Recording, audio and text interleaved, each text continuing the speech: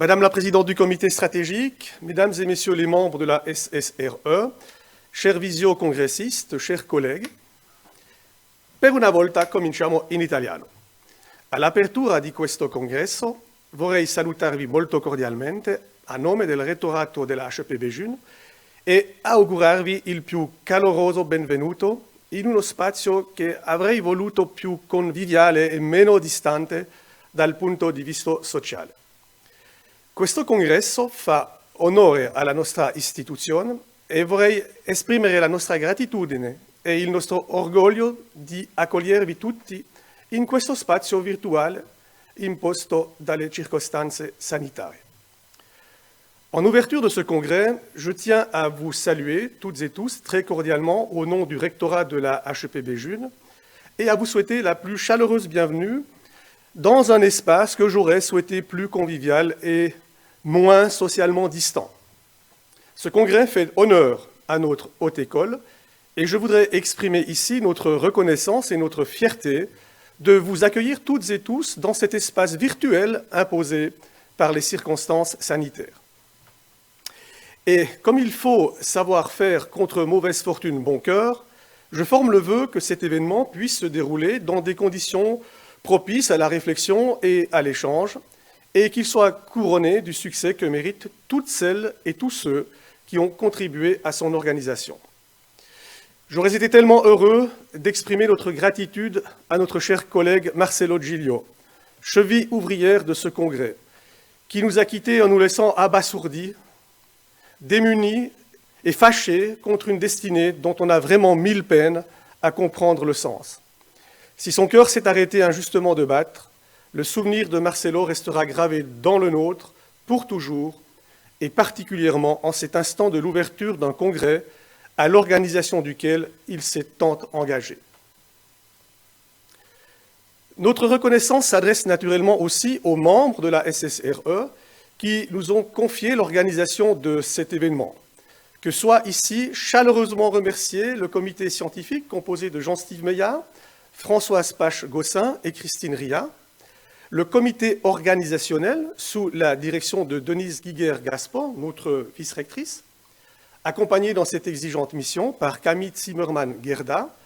Cosette Dadario-Bregnard, Bastien Vitali, Claudine Chapuis, Arnaud Le Gourierec, Richard Mami et Francesco Archidiacono.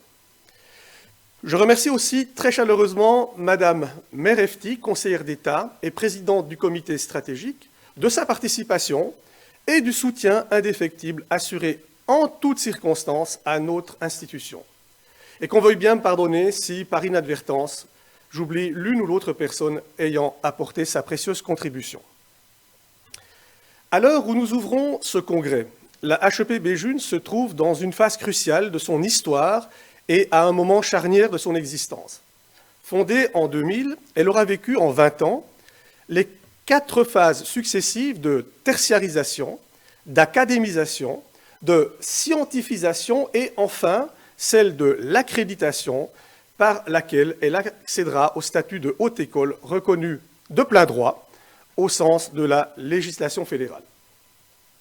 Dans certains milieux, on peine parfois à saisir ce qui distingue une formation universitaire ou en haute école d'une formation tertiaire ordinaire, à savoir le droit de décerner des titres académiques, mais surtout l'orientation vers la recherche. Cette intégration de la recherche, synonyme de scientifisation précisément, a eu pour les institutions de formation pédagogique au moins 3 conséquences. Le développement structurel du secteur recherche et développement, la mise en relation entre enseignement et recherche et, enfin, de nouvelles exigences en termes de qualification du personnel. Issu des milieux de l'université et des HES, j'ai personnellement été frappé, en embrassant il y a 4 ans ma fonction de recteur, de constater la différence de crédit scientifique et financier accordé à la recherche menée par les HEP comparativement à celui qui est accordé par les milieux politiques et les institutions de financement à cette même activité conduite dans les hautes écoles des 2 autres types. Cela tient sans doute à la relative jeunesse des HEP face à l'alma mater séculaire et à l'orientation des HES vers l'application et le résultat mesurable.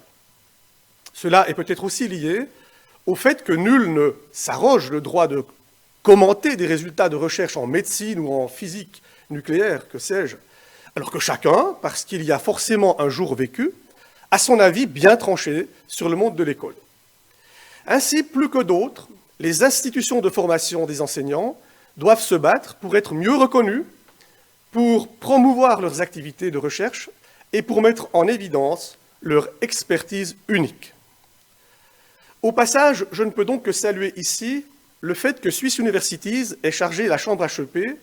de développer une stratégie nationale ainsi qu'un plan d'action dans le domaine de la didactique disciplinaire commune à tous les types de hautes écoles. En cette époque très particulière qui a vu le monde de l'éducation être mis sous pression des injonctions en matière numérique, puis avec la Covid-19 en matière sanitaire et numérique,